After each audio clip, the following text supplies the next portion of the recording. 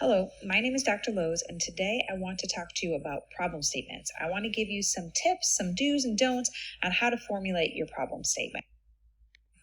The problem statement is the foundation of the entire study, so we want to make sure that we get that problem statement right because everything stems from the problem statement. If your problem statement's not correct, then you're going to have alignment issues throughout your whole document, and that'll cause some real hiccups as you're walking through the process. So let's get started and let's talk about. First, we're going to start with the general problem. The general problem to be addressed is, and then you're going to state the problem, resulting in, and then you'll state the consequences. You will use this exact sentence as the first line of your problem statement. So let's see what that might look like. The general problem is the overarching problem that clearly relates to your field of study. So we want to keep that in mind. We're going to narrow it down with the specific problem, but right now we want to go with the general problem. All right, if you are in the DBA program, your problem has to be business specific. If you're in the DSL program, then your problem needs to be leadership specific. And then you want to further narrow that down to your cognate. So if you are in the DBA program and you're studying marketing, well, then your problem needs to address a marketing problem. If you're in the DBA program and you're studying healthcare, then your problem needs to be specific to the healthcare industry. So you definitely need to narrow that down to your specific cognate. A lot of times we see people who start with a good problem, but then the results impact a people group. And we don't want to impact a people group. We want to make sure that your results or your consequences are impacting the actual business, that the business is suffering these issues, not a people group. So if you're looking at dissatisfied employees, the result can't be that you have disgruntled employees, because that impacts employees. Who's that issue with? It's an issue with employees. But if you have disgruntled employees that's resulting in a high turnover rate, now we have a business problem because turnover costs businesses money. So we want to make sure that you look at a specific problem related to business or leadership. And just a quick tip, a lot of times you'll see somebody come up with an idea for a problem and then they go to the literature and try to support that problem. Instead of going to the literature to see where a current problem exists and then developing the problem statement. So make sure that you don't work backwards in that, and make sure that you're not focusing your results on a people group. All right, your literature needs to come within the last 5 years. So when you're looking for a problem within the literature, make sure that you're looking at recent information published within the last 5 years. We want to make sure that our problem is actually relevant to what's going on right now. All right. The general problem, we're going to look at this a little bit more. The general problem is not a question. A lot of times we see students formulate this in a question and they use the words why. It is not a question.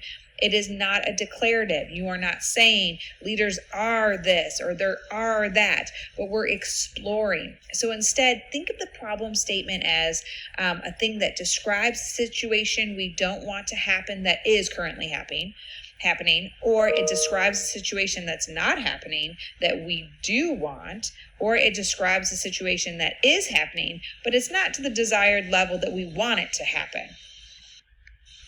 All right, so let's look at what that might look like. So again, we're going to start with our general sentence that says the general problem to be addressed is, then we're going to note what that is, resulting in what are the consequences to the business of that problem. All right, let's use a sample. The general problem to be addressed is the lack of formal leadership training in nonprofit organizations, resulting in decreased manager satisfaction. Do you think this is a good problem? Well, we're talking about the lack of formal leadership training in nonprofit organizations, so that is a good business problem, resulting in decreased manager satisfaction. Do you think those results impact the business?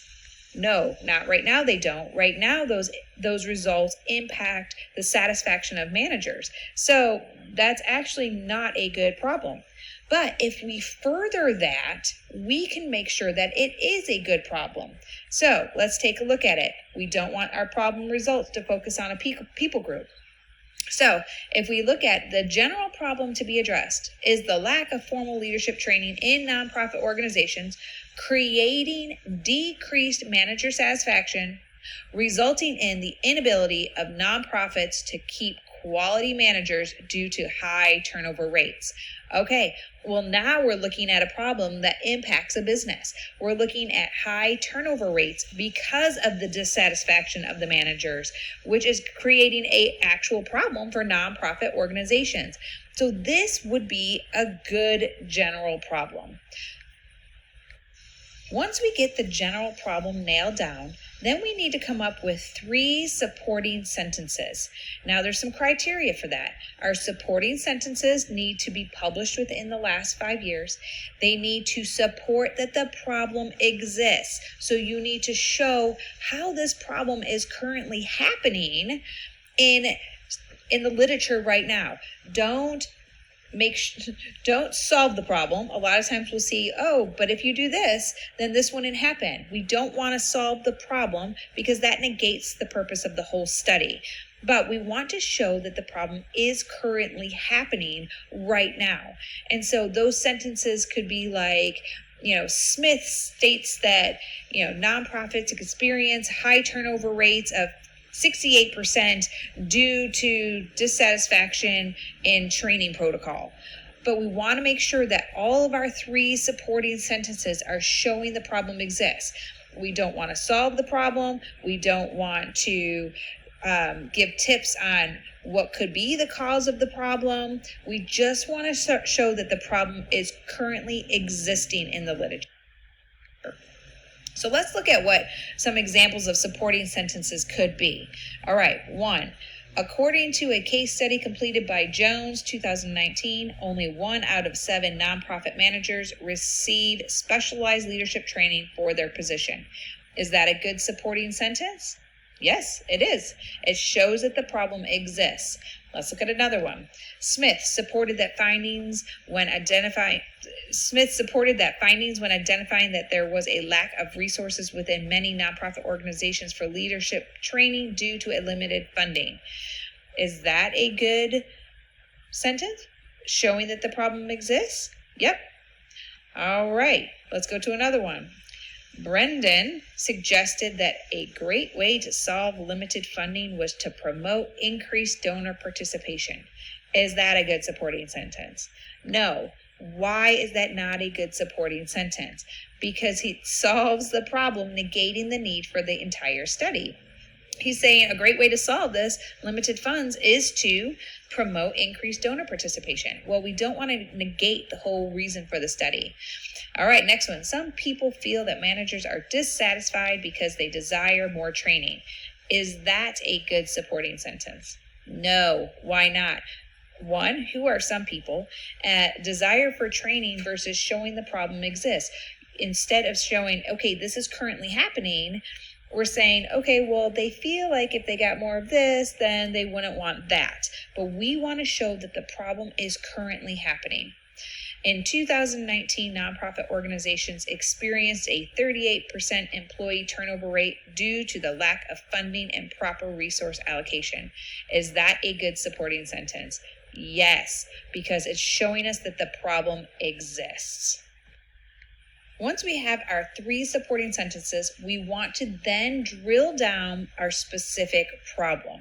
All right, so we're going to use this exact sentence. The specific problem to be addressed is, we're going to insert our problem, resulting in, insert our consequences. Okay, now you're going to use the exact same sentence you used in your general problem, but you're going to further narrow it down. So you're going to narrow it down to an industry, a region, or an industry within a region. So let's see what that looks like. Use the same wording as the general problem. Don't come up with new wording. Use the same wording and let's narrow it down. All right, the specific problem to be addressed is the lack of formal leadership training in nonprofit organizations within the healthcare industry in Bedford County. So we narrowed it down to an industry and a region, creating decreased manager satisfaction, resulting in the inability for healthcare nonprofits. Again, we narrowed it down to an industry to keep quality managers due to high turnover rates. So we took that general problem and we narrowed it down to a very specific problem. Do you think this is a good specific problem statement? Yes, this is. So if we want to then put it all together, we have our problem statement. The general problem to be addressed is the lack of formal leadership training in nonprofit organizations, creating decreased manager satisfaction, resulting in the inability of nonprofits to keep quality managers due to high turnover rates. According to a case study completed by Jones, 2019, only 1 out of 7 nonprofit managers received specialized leadership training for their position. Smith supported that finding when identifying that there was a lack of resources within many nonprofit organizations for leadership training due to limited funding. In 2019, nonprofit organizations experienced a 38% employee turnover rate due to a lack of funding and proper resource allocation. The specific problem to be addressed is the lack of formal leadership training in nonprofit organizations within the healthcare industry in Bedford County, creating decreased manager satisfaction, resulting in the inability of healthcare nonprofits to keep quality managers due to high turnover rates. That is a solid problem statement that you can now go forward and study. So let's do a little checklist, the problem statement checklist. Is your problem statement 250 words or less? Does it address a business or leadership problem with business or leadership consequences, not people consequences, business or leadership consequences? Does it have 3 supporting sentences showing that the problem exists? Again, don't solve the problem. Show that the problem is currently happening and it's been happening within the last 5 years. Does the specific problem narrow down the general problem? Have you narrowed it down to an industry or a region? Remember, do not solve the problem in the problem statement, negating the need for the study. This is the whole point. We want to study this problem. Let's look at some quick tips. Okay, quick tips. Make sure it's a business leadership problem. Avoid social justice issues, personal crusades, passion projects. Who is the problem actually impacting? A people group or a business or an organization? Make sure that your problem is impacting a business or organization. Identify business consequences resulting in. What are those business consequences? What is happening to the business that's creating a problem? Is it less than 250 words? Has your specific problem been narrowed down from your general problem? Are your 3 supporting sentences actually supporting that the problem is there? Make sure that the supporting sentences are from scholarly sources published within the last 5 years. And again, I've said this many times, don't solve the problem in the problem statement. We don't want to negate the need for the study. Again, reach out to your instructors.